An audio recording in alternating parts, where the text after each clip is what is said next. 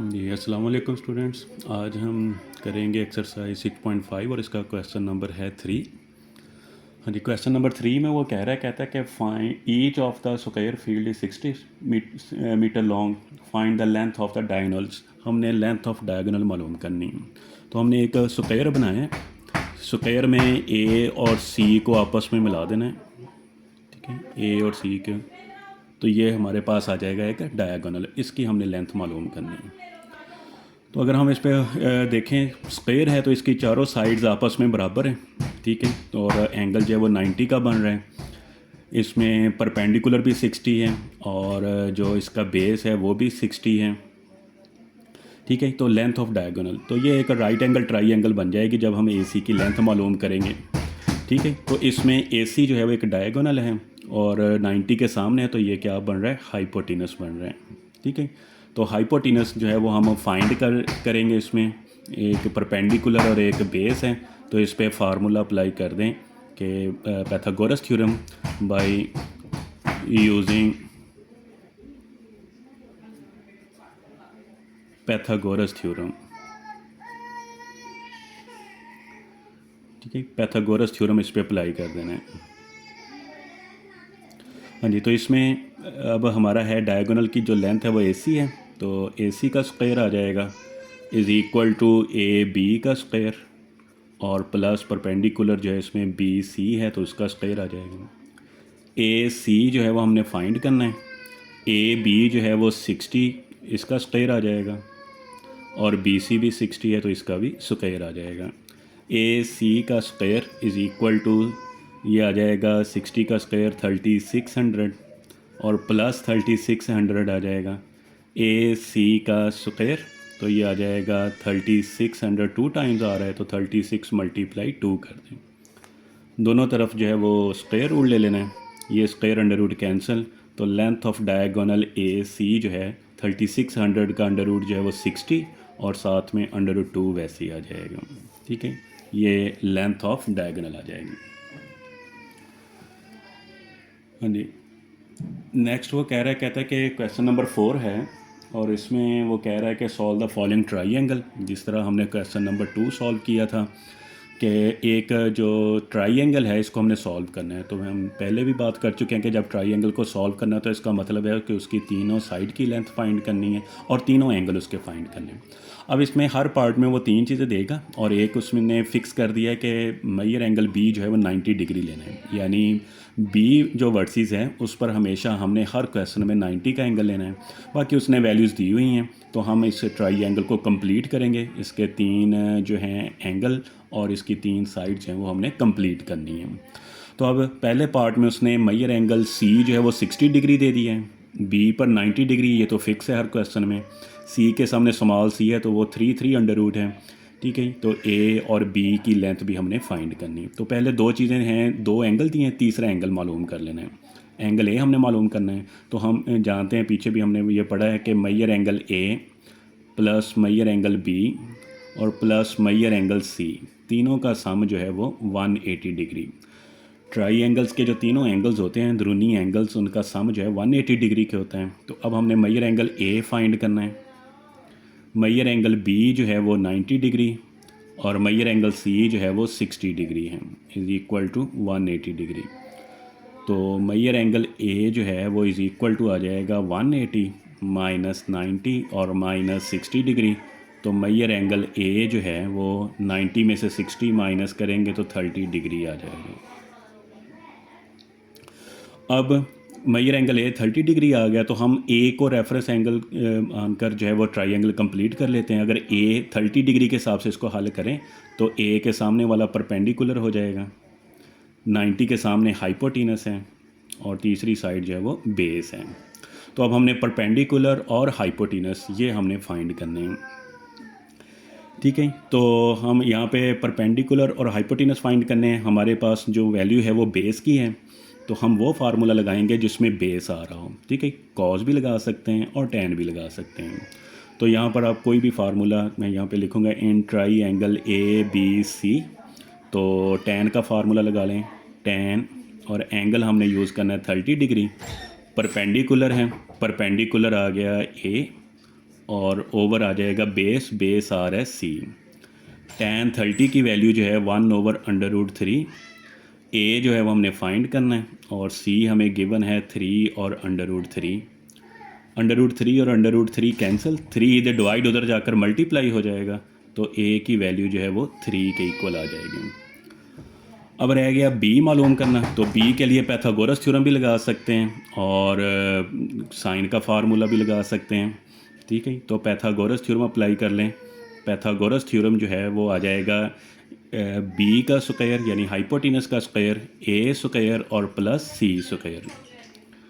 B square, ए की value जो है वो हमने भी फाइंड की है, वो 3 का स्क्वायर, और सी की वैल्यू जो है वो 3/√3 और इसका स्क्वायर आ जाएगा।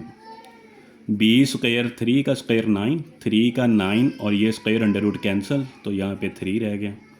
बी स्क्वायर आ जाएगा 9 प्लस 9, 9 को 3 से मल्टीप्लाई 27, तो ये आ जाएगा 36।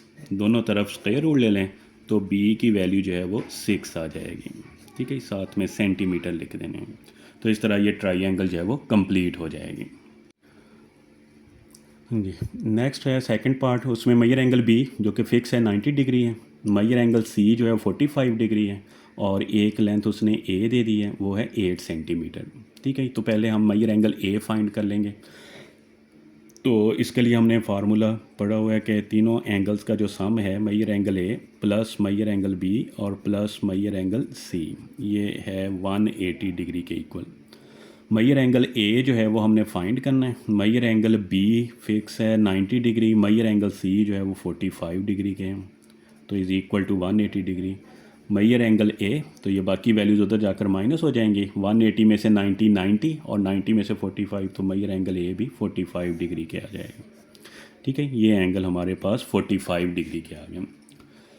अब हमने मालूम ए के हिसाब से इसको लेबल कर लें ट्राइंगल को, तो ये परपेंडिकुलर हो जाएगा, हाइपोटेनस है, और ये जो है ये बेस आ जाएगा। अब हमने मालूम करना है एक तो बेस और एक हाइपोटेनस परपेंडिकुलर हमारे पास है, तो हम फार्मूला लगा देंगे टैन का इन ट्राइंगल ए बी सी। ठीक है, टैन का भी लगा सकते हैं और साइन का भी लगा सकते हैं। टैन का लगा दें, टैन एंगल जो है वो हमने 45 डिग्री यानी सी ए पर जो एंगल है वो इस्तेमाल करना है, और ये आ जाएगा परपेंडिकुलर ओवर बेस, तो परपेंडिकुलर आ रहा है हमारे पास ए और बेस आ रहा है सी। tan 45 की वैल्यू 1, ए की वैल्यू जो है वो 8 है, और सी हमने फाइंड करना है, सी को 1 से मल्टीप्लाई, तो सी इज़ इक्वल टू 8 सेंटीमीटर के आ जाएगा। ठीक है, अब जो है वो बी रह गया, तो बी के लिए हम Pythagoras theorem by using Pythagoras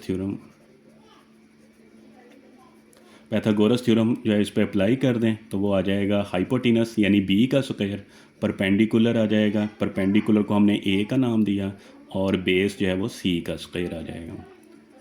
तो ए की वैल्यू जो है वो 8 का स्क्वायर आ गई, और सी जो है वो अभी हमने फाइंड किया था वो भी 8 है, तो 8 का square. B square is equal to आ जाएगा 64 प्लस 64, बी स्क्वायर तो 64 2 टाइम्स आ रहा है, तो 64 मल्टीप्लाई 2 लिख लें। अब दोनों तरफ अंडर रूट ले लें, तो ये कैंसिल, 64 का 8 आ जाएगा, अंडर रूट 2 साथ वैसे ही, और सेंटीमीटर, तो ये हमारा आंसर आ जाएगा इसका। हाँ जी, इसी तरह पार्ट नंबर 3 है इसका। पार्ट नंबर 3 में मेजर एंगल बी तो 90 है, अब इसमें दोनों साइड्स दे दी हैं, ए इज़ इक्वल टू 12 और सी इज़ इक्वल टू है 6 के। तो मैंने बताया कि जो दो चीज़ें उसने दी होंगी वो पहले हमने उसकी तीसरी चीज़ जो है वो तीसरी वैल्यू जो है वो फाइंड कर लें। अगर दो एंगल है तो पहले तीसरा एंगल फाइंड कर लेते हैं, अब दो साइड्स हैं तो पहले हम तीसरी साइड फाइंड कर लेते हैं। तो इसके लिए बाय यूजिंग पैथागोरस थ्योरम जो अप्लाई कर दें, तो B square is equal to आ जाएगा ये A square plus C square. B square, A आ गया 12 का स्क्वायर और सी आ जाएगा 6 का स्क्वायर, 144 और 6 का स्क्वायर जो है वो 36 आ जाएगा। बी स्क्वायर, तो ये हो जाएगा 6 4 10 4 3 7 180 आ गया। ठीक है, अब 180 को हम लिख लेंगे 36 और इंटू 5 लिख लें, दोनों तरफ जो है वो स्क्वायर रूट ले लें तो b इज़ इक्वल टू 6 और साथ में आ जाएगा √5 के आ जाएगा। ठीक है, ये हमारी तीसरी साइड जो है वो आ जाएगी कि पहले दो साइड थी, फिर हमने तीसरी साइड जो है वो फाइंड कर ली है इसमें। अब जो है वो हमने दोनों एंगल फाइंड करने हैं, ए भी और सी भी। हमारे पास तीनों साइड्स आ चुकी हैं, कोई भी फार्मूला आप अप्लाई कर सकते हैं। तो मैं यहाँ पे tan का फार्मूला अप्लाई कर लेता हूँ। In triangle A B C, तो पहले मैं एंगल ए फाइंड करता हूँ, तो tan major angle A is equal to, tan का फार्मूला होता है परपेंडिकुलर ओवर बेस, तो ये आ जाएगा a over c।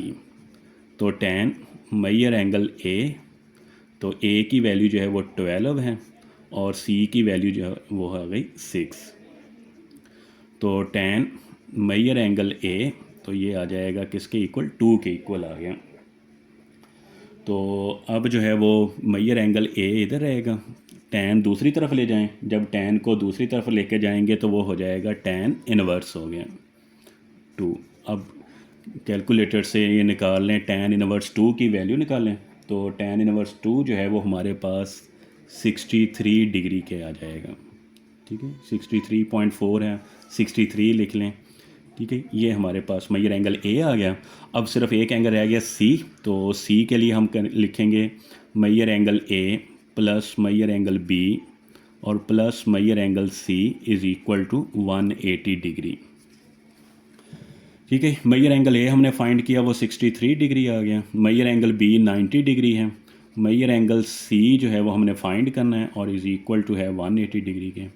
Major angle C is equal to आ गया 180 डिग्री माइनस 90 और माइनस 63 डिग्री।